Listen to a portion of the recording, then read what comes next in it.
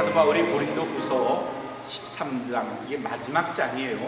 그러니까 고린도전서, 고린도후서, 고린도 교회에 보낸 두 번째 편지, 실제로는 세 번째지만 어쨌거나 두 번째 보낸 고린도후서 마지막 장, 이제 결론을 지으면서 고린도 교인들에게 마지막으로 당부하는 말씀을 우리가 읽었습니다. 그 중에 한 절, 5절의 말씀에서 바울은 비장하게 고린도 교인들에게 그리고 우리들에게, 여러분들에게, 온마음교회 성도들에게 물어보십니다. 오늘 말씀에서 바울은 두 가지를 우리에게 묻죠. 첫 번째 질문이 너희가 믿음에 있는가? 너희 자신을 시험하고 너희 자신을 확증해라. Examine yourselves whether you are in the truth.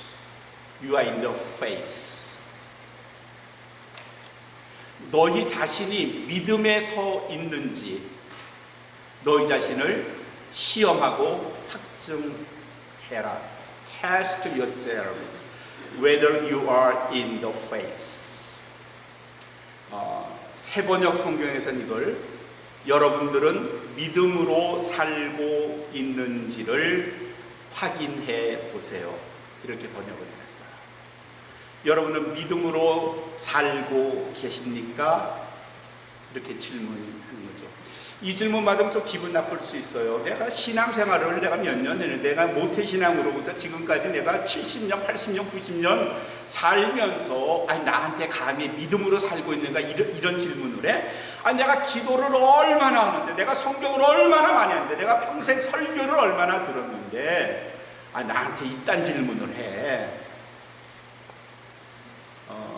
그런 생각이 우리에게 들지만 오늘 이 말씀을 우리 매일 일상에서 자기에게 묻는 질문으로 삼으면 좋겠다는 생각이 제게 들었어요.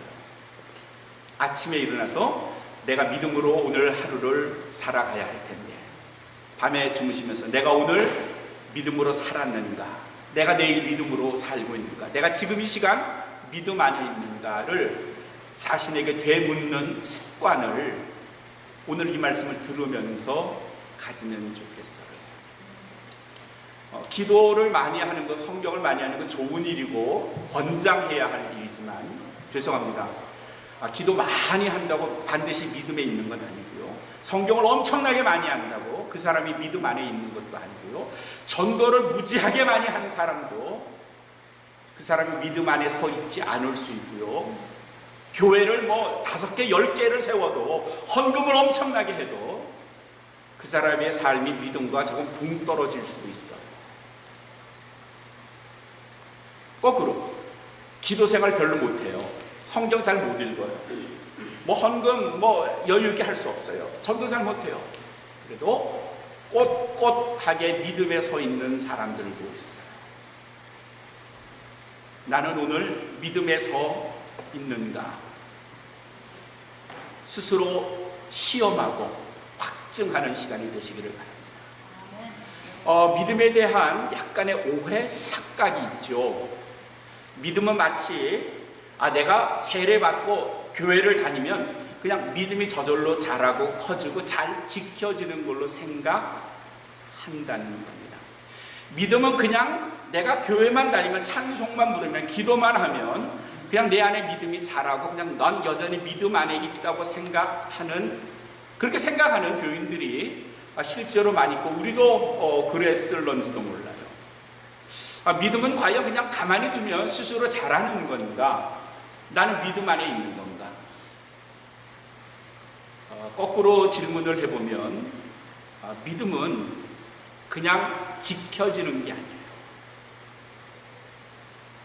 믿음은 내가 그냥 살아간다고 저절로 있어지는 게 아니고요. 디모데후서 4장 7절에서 바울이 자기의 믿음에 관한 여정을, 그의 일생을 뭐라고 표현하냐면, 내가 선한 싸움을 싸우고 나의 달려갈 길을 마치고 믿음을 지켰으니 그랬어요. 제가 다시 읽어볼게. 이 말씀이 뭔지 기억해 보시죠.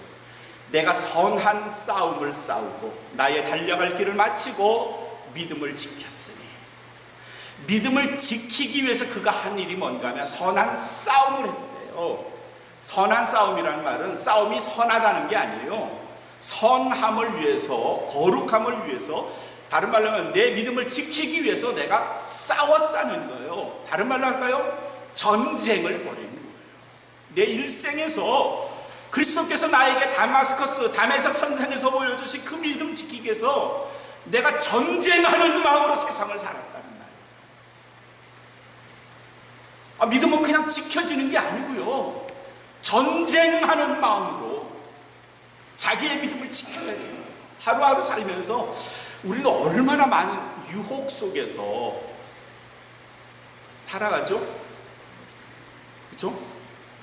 내가 노 하면, 모른다고 하면, 살짝 거짓말하면 더 편하게 살고 더 많은 유익도 얻고 더 맛난 것도 먹을 수 있고요. 남한테 인정도 받을 수 있고요. 살짝 거짓말하고 나를 과시하고 뭐 이쯤 되면 다른 사람들은 야, 저 사람 대단한데 뭐 이쯤 생각하니까 그냥 그딴 거짓말 생각도 안 하고 그냥 거짓말 해버려요. 근데 믿음을 지키기 위해서는요, 그런 자기를 과시하려는 욕구에서 강하게 전투하는 마음으로 노라고 말하는 거죠. 내가 잠깐 눈 감으면, 진실을 숨기고 왜곡하면 내 안위가 좋은데, 편안한데, 이런 생각하면서 살짝 거짓말하는데 바울에게 그게 선한 싸움을 위한 전투였다는 겁니다. 우리 별 생각 없이 쉽게 거짓말하고요, 남 속이고요, 자기 과시하느라고 과장도 하고요. 바울은 선한 싸움을 위해서 전투를 벌이고 나의 달려갈 길을 마쳤대요. 무엇을 위해서? 믿음을 지키기 위해서. 마치 믿음은, 제가 말씀 중에 이런 생각을 해봤어요. 마치 1살짜리지, 1살쯤 되면 1살 전후에 아이들이 걷기 시작하잖아요. 1살쯤 되면 애들이 걸어요. 근데 마치 우리를, 그 그리스도인을 그 걸음걸이에 비유를 하면 1살짜리 아이가 자갈밭, 모래밭을 걷는 것과 같은 게 우리의 믿음의 일생이에요. 아마 주님 보시기에 우리 권사님들 90 되시고 80 되시고 70 되시고 뭐 우리 젊은 사람들도 물론 있지만 우리를 보시면 마치 1살짜리가 뒷둥거리면서 자갈밭 걷는 것 같은 모습으로 주님이 우리를 바라보실 거예요. 자갈밭, 아이들 거기 1살짜리 아이가 걸어요. 자기 발바닥보다도 더 큰 돌 위에서 균형을 잡으려고 애쓰지만 넘어져요. 무릎 가지고 피도 나고요. 그럼 다시 일어나요. 모래밭 푹푹 빠지면 걸어지지도 않아요. 뜨거우면요 정말 괴로워요. 믿음의 the life of our faith, 믿음의 전이가, 믿음의 걸음, 우리의 일생이 뭐가 같은가 하면 1살짜리 아이가 뒷둥거리면서 자갈밭을 걷는 것, 모래밭을 걷는 것과 별 다른 게 없어요. 다른 말로 하면요, 믿음을 지켜나가는 일이 정말 쉽지가 않아요. 믿음을 지켜나가는 일이, 믿음을 꼿꼿하게 움켜쥐는 일이 아주 어렵다는 거죠. 그래서 바울은 그것을 영적 싸움, 전투라고 이야기를 해요. 초대교회 교인들은요, 목숨을 내걸고 신앙생활을 했고요, 중세시대에도 명예 따위에 상관없이 살려는 많은 믿음을 지킨 사람들이 순교를 당했고요, 현대에 와서는 물질과 우리의 신앙을 맞바꾸지 않으려는 많은 순교자들이 사실은 있죠. 그 사람이 비록 목숨을 잃지 않더라도 내 양심을 팔고 신앙을 팔아서 내가 더 부유해지는 것을 기꺼이 포기하는 분들이 있죠. 그러나 거꾸로 말하면요, 얼마나 많은 그리스도인들이, 이름은 그리스도인이지만 물질을 얻기 위해서 신앙을 과감히 포기하는 분들도 적지 않은 거죠. 의외로 신앙을 얻었지만 그것을 지켜내지 못하고 포기하는 사람들, 그리고 그것을 스스로 다른 무엇과 바꿔버린 사람들이 우리 주변에 그리 많지 않는 거죠. 바울이 오늘 우리에게 그렇게 첫 번째 질문을 해요. 너희는 믿음에 있는가? 여러분 믿음대로 살고 계십니까? 믿음 안에 살고 계십니까? 우리에게 이렇게 질문해요. 이제 우리가 여러분이 대답을 하셔야 될 텐데 어찌 대답하실 겁니까? 어떻게 대답하시겠죠? 예, 제가 믿음 안에 있습니다. 제가 믿음대로 삽니다.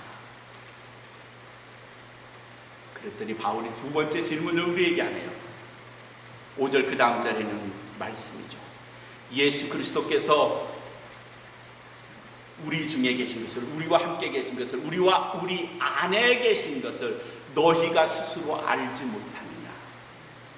만약에 그리스도께서 너희 안에 계시지 않으면 너희는 믿음 안에 있는 게 아닙니다. 예수님 제가 믿음 안에 살죠. 제가 믿음대로 살고 있어요. 믿음 안에 있습니다. 그러면 네 안에 예수님 살아계셔? 이렇게 묻는 거예요. 이게 두 번째 질문이에요. 다른 말로 하면요, 너를 통해서 그리스도가 나타나지니? 내 모습 속에 그리스도가 보여? 너의 말투 속에 예수님의 말소리, 숨소리가 들리는 것 같아? 한국의 충청도인가요? 어느 지역에 아주 유명한 욕쟁이 할머님이 계신데요. 어느 식당이 아주 유명한 식당인데 그 할머님은 손님들한테 욕을 그냥 하는데 그렇게 음식점이 잘 되고 욕도 구수하대요. 구수한지 안 구수한지 모르겠지만, 근데 좀 슬픈 일은 그분이 그 교회의 어느 교회의 권사님이래요. 그 욕이 그분의 그냥 언어적 습관일 수도 있겠다는 생각은 하지만, 욕하는 권사님, 그분에게 이 말씀을 대입을 해보죠. 그 욕하는 권사님 안에 예수 그리스도께서 나타날까? 그분의 언어 속에서 그리스도가 나타나는가?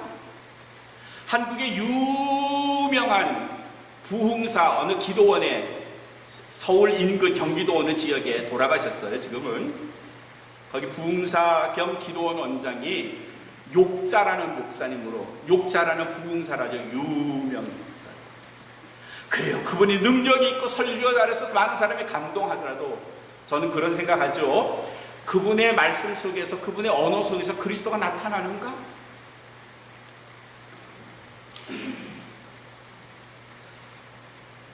윤리적 문제에서 이런 것들도 지게 돼요. 목사님, 어떻게 돈을 벌든 돈 많이 벌어서 헌금하면 됐죠. 주님 그거 기뻐하시지 않아요? 어때요, 여러분? 돈 많이 벌어서 헌금하는 게 방법은 뭐든 간에 그게 교회가 원하는 거고, 그게 성경이 가르치는 거고, 그게 주님께서 우리에게 부탁하신 걸까요? 아니에요. 돈을 어떻게 벌든 아니에요. 정직하게 돈을 벌어야 돼요. 헌금의 양 많이? 아니에요. 그거 원하시지도 않았어요. 야, 이 세상 다 이게 내 건데, 주님 그렇게 말씀하셨잖아요. 헌금의 양이 중요한 게 아니라 바친 그 사람의 마음이, 그 사람이 어떤 새 삶의 태도로 직장에서의 일하는 모습으로 세상을 살고 돈을 벌었는가가 훨씬 더 중요해요. 예수 그리스도께서 너희 마음에 있는가를 너희 스스로 알지 못하느냐라고 질문하신 것은, 너희 삶을 통해서 그리스도가 나타나지 않으면 너희가 믿음 위에 있다고 말하는 거 불가능해.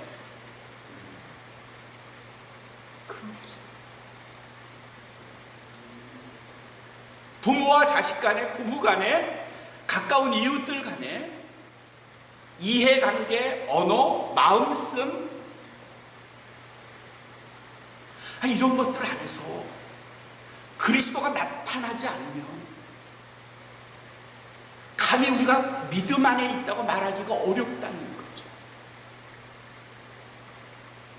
너희가 믿음에 있는가? 너희 자신을 시험하고 너희 자신을 확증해라. 예수 그리스도께서 너희 안에 계심을 너희가 알지 못하니? 다른 말로 하면요, 그리스도가 너희 안에서 너희를 투영하지 않으면, 너희를 비추지 않으면, 너희를 내심에서 마음씀을 나타내지 않으면, 너희가 그리스도가 일하시는 것처럼 근면하고 성실하게 일하지 않으면 너희는 믿음 안에 있는 거 아니야. 너희가 정직하게 그리스도의 마음대로 세상을 살지 않으면 너희는 믿음 안에 있는 거 아니야. 빌립보서 2장 5절에서 사도 바울이 빌립보 교인들에게 너희 안에 이 마음을 품으라, 곧 그리스도 예수의 마음. 예수의 마음을 품었는데 여기 팍팍 튀어나와요. 예수 그리스도의 마음인데 거짓말이 팍팍 튀어나와요. 예수 그리스도의 마음을 피하는데 온갖 나태, 다른 사람을 멸시하고 우습게 하는 삶의 태도가 나와요. 저는 아닐 것 같아요. 그러지 않을 것 같아요. 창세기 39장에 요셉이 큰 시험을 맞아요. 자기는 노예고요. 자기 주인, 감히 얼굴도 쳐다보지 못하는 보디발이라고 하는, 당시로 말하면 아마 군대 장관이고 국방장관의 부인이 아마 예뻤겠죠? 그가 이 젊은 청년 요셉을 유혹해요. 유혹한다는 말 알죠? 유혹해요. 그때 요셉의 마음이 어땠을까? 전 요셉이 과감하게, 아마 자기의 출세길이 보장되고 쾌락을 줄 수 있는 이 보디발 아내의 유혹을 물리친 데에는 그가 이런 마음을 가졌을 거라고 생각해요. 내가 하나님을 믿는 믿음 안에 있는가? 요셉이 스스로 자기를 시험하고 확증했을 거예요. 그리고 자기 안에 살아계신 하나님이 있다는 것을 확인한 요셉이 보디발 아내의 요구, 그 요구에 과감하게 안 됩니다. 그럴 수 없습니다. 이렇게 말했어요. 하나님이 그 안에 살아계시는 것을 확인했기 때문에, 그리고 그 말씀은 창세기 39장과 그 이후에도 끊임없이 요셉을 통하여 나와요. 요셉이 하나님과 함께 하심을 요셉도 알았고 많은 사람들도 알았다고 성경은 전달하고 있어요. 하나님이 그와 함께 하시는 것을 많은 사람이 보는 거예요. 그러니 요셉이 과감하게 그런 유혹에 노할 수 있어요. 누가복음 10장에 그 유명한 선한 사마리아의 사람의 비유가 나오죠. 그렇죠? 한 사람이 도둑을 맞았어요. 세 사람이 지나갔다고 성경은 예수님은 말씀하셨어요. 첫 번째 제사장 레위 사람이 지나갔어요. 근데 그들은, 그 두 사람은 굉장히 거룩한 종교인이었어요. 모두가 존경을 받을 만하고 아주 종교적 권위를 가진 사람이었어요. 그런데 죽어가는 사람을 보고 그냥 지나갔어요. 아마도 그 사람들에게 선뜻 그런 생각이 들겠죠. 내가 하나님을 믿는 믿음 위에 있는가? 아마 제사장도 스스로를 향해서 그런 질문 한 번쯤 했을 것 같아요. 레위 사람도 마찬가지고요. 그런데 순간 퍼뜩 뜨는 생각, 이건 내 일 아니야. 이건 나하고 상관없는 일이야. 그러니 죽어가는 사람에 대한 동정, 연민, 사랑 하나도 없어요. 그리고 하나님의 마음을 품지 않은 거고요. 그들을 통해서 하나님을 보여주지 못한 거예요. 세 번째 사람이 지나갔죠. 사마리아 사람이라고 돼 있어요. 사회적으로는 박대를 받는 사람, 홀대를 받는 사람, 다른 사람이 그를 경멸하는 지위에 있는 사마리아 사람이 지나갔어요. 그도 똑같이 죽어가는 사람을 봤는데, 그리고 자기 마음 스스로에게 질문을 했겠죠. 내가 하나님을 믿는 사람인가? 하나님이 나를 통해서 나타나는가를 물었을 거예요. 그리고 대답을 합니다. 그럼 난 하나님을 믿는 사람이지. 나를 통해서 하나님이 나타나야지. 하나님은 이럴 때 어떻게 하실까? 이 죽어가는 사람을 보살펴주는 게 성경의 가르침이지. 하나님께서는 이 자를 돌보고 보살피고 그리고 구해주고 낫게 해주라고 하셨으니 내가 이를 데려가는 건 당연히 하나님이 나에게 가르쳐주신 말씀이고, 그게 내가 하나님 믿음 위에 사는 길이지. 데려갔어. 이런 일들을 우리는 적지 않게 겪어요. 어떤 중요한 순간에 이걸 이렇게 해야 되나 저렇게 해야 되나 하는 순간이 있을 때마다 제사장, 레위 사람, 사마리아 사람처럼 자기 자신을 향해서 물어봐야 돼요. 내가 예수 그리스도의 마음을 품고 있는가? 예수 그리스도께서 내 안에 살아계신가? 바울은 그것을 다른 말로 믿음에 있는가? 그렇게 물어본 겁니다. Are you in the faith? 라고 물어봤어요. 그럴 때 우리는 나 자신의 편리를 위해서 제사장처럼 레위처럼 너 이거 나하고는 상관없는 일이라고 모른 척하고 돌아갈 수도 있어요. 그러면 죄송합니다. 그는 자기 스스로 나는 믿음 위에 있는 사람이야 라고 말할 수 있지만 그 속에 그리스도는 안 계신 거예요. 하나님은 안 계신 거예요.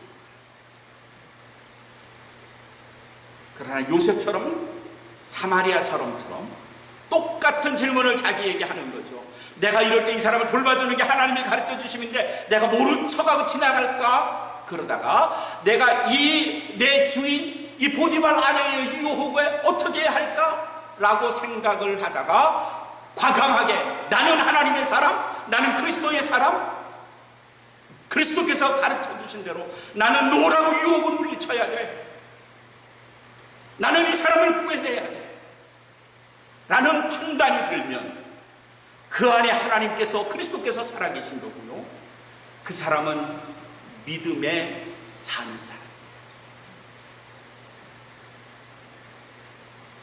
이런 일상들이, 이런 질문들이, 이런 유혹들이 우리들에게 끊임없이 우리의 일상 속에 침투해요. 삶을 아무 목적 없이 그냥 살면요 자유롭게 살 수 있어요. 마치 배 한 척을 바다 위에 떼어놓고 그 배가 어디로 가든 상관없이 그냥 흘러가는 대로 가면 노저을 필요 없고요, 닷 올릴 필요 없고요, 배의 엔진을 틀 필요도 없어요. 그냥 파도가 가는 대로 가는 거예요. 어디로 가는지 모르겠죠. 그러나 자신의 분명한 목적지가 있으면요 그 목적지를 향해 노를 져야 돼요. 닻을 올려야 되고요. 그러나 가는 길 쉽지가 않아요. 바람에 밀려 파도에 밀려 좌우로 흔들릴 수는 있어도, 그리고 손바닥에 물집이 생길 정도로 손바닥에 헐 수 있겠지만 노를 져야 돼요. 왜냐하면 분명한 목적지가 있기 때문에. 오늘 말씀은 우리에게 가르쳐주는 거예요. 너희의 목적은 뭔가 하면 믿음을 지켜내는 거고, 그 믿음을 지켜내려면 너희들 삶을 통해서 예수 그리스도가 나타나야 되는 거고, 우리는 그 일을 위해서 노를 젓는 거예요. 물집이 터질 겁니다. 그리스도의 말씀대로 사는 일이, 유혹을 물리치는 일이, 그리고 믿음 위에서 사는 일이 쉽지가 않은 거고요. 손해봐야 되고요, 때론 오해도 받고요, 멸시도 당하는 일이고요, 남보다 뒤처질 수도 있는 일이고요. 그러나 결국 최후의 승리는 말씀 위에서 물집이 터진 손으로 노를 움켜잡은 자의 것입니다. 어제 목사님들 몇 명이서 같이 만나서 밥을 먹었는데 깜짝 놀랄 만한 이야기를 들었죠. 지난 주일날 제가 아는 한 목사님 교회에서 한 분이 장로님으로 안수를 받으셔서 장로님이 되시는 거예요. 얼마나 개인적으로는 그게 대단한 일입니까? 아마 그 권사님, 그 부인 권사님도 장로님도 정말 눈물을 흘리면서 하나님께 감사했고, 내가 장로로서 최선을 다해서 열심히 봉사하겠다, 뭐 그런 마음도 가지셨겠죠. 교회가 다 기뻐했고요. 근데 수요일 장로 안수받고 3일 뒤에 자동차 사고로 돌아가셨어요. 상대 쪽에서 오는 차에 타이어가 튕겨져 와가지고 가는 2차 장로님 차를 들이받았어요.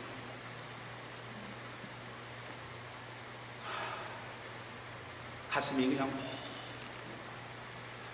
그 부인 권사님, 그 유족들, 그 어머님도 계신다는데 얼마나 아플까. 그런데 목사님이나 권사님들이 그런 이야기를 하는데요, 그래도 장로님이 되시고 기쁨으로 하나님 앞에 자신을 헌신하겠다는 새로운 각오를 다지신 이후에 하나님 데려가셨으니 생각해보면 은혜네. 장로님 되시면서 그 장로님 당사자가 장로 안수 받기 전에 어떤 생각을 하셨을까요? 내가 하나님께서 나를 기름 부으셨으니 내가 새로 태어나는 마음으로 하나님 앞에 나의 삶을 헌신할 거야, 이런 생각하셨을 거예요. 다른 말로 하면요, 내가 믿음 위에 있는가, 내가 믿음대로 사는가를 스스로 점검할 수 있는 기회가 있었고요, 그 기회에 자기의 신앙을 다시 한번 확인한 이후에 하나님이 그를 데려가십니다.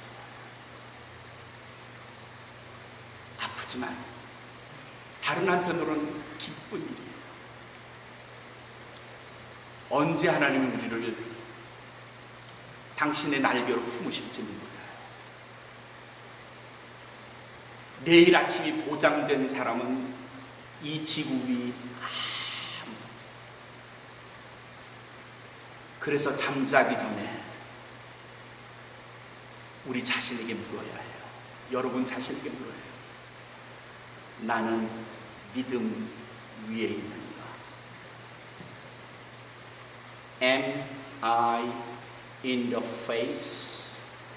내가 믿음 위에 있는가? 예수 그리스도께서 내 안에서 살아 계시는가? 매일 물어야 해요.